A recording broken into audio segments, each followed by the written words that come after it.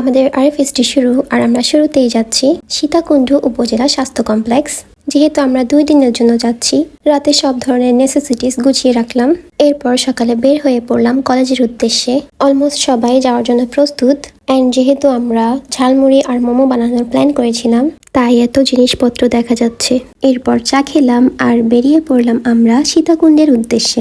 যাওয়ার পথে আমরা অনেক বেশি মজা করেছিলাম।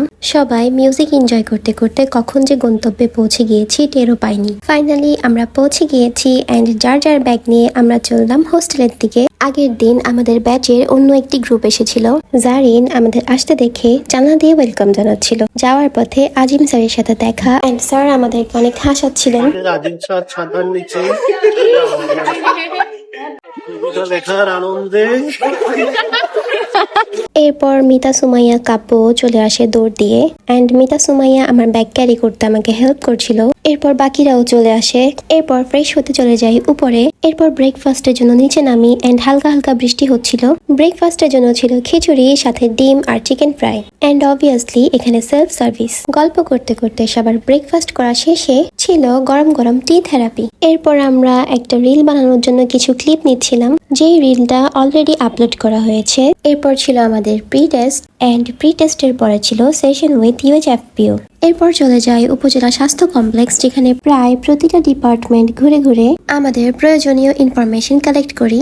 এরপর ছিল লাঞ্চ ব্রেক অ্যান্ড লাঞ্চের পরে আমরা কিছুক্ষণ রেস্ট নিই। এরপর একটু বের হলাম অ্যাজ ইলেকট্রিসিটি চলে যায় অ্যান্ড আমাদের হাতে ফ্রি টাইম ছিল, তাই আমরা কিছু রিল বানাই। অনেক গরম পড়ছিল, ভাবলাম যে কোল্ড ড্রিঙ্কস নিব, বাট আনফরচুনেটলি কোল্ড ড্রিঙ্কস গুলোও গরম হয়ে গিয়েছিল অ্যাজ এখানে ইলেকট্রিসিটি অনেক কম থাকে। এরপর আমরা চলে যাই আবারও হোস্টেল বিল্ডিং এ। দেন আমরা সন্ধ্যার নাস্তা করলাম। এরপর ছিল evening class and without electricity আমরা কিভাবে মোমোস বানাবো সেটাই চিন্তা করছিলাম। বাট আলহামদুলিল্লাহ কিছুক্ষণের মধ্যেই কারেন্ট চলে আসে অ্যান্ড আমরা সবাই কাজে লেগে পড়ি অ্যান্ড ম্যাম আমাদেরকে অনেক হেল্প করেছেন।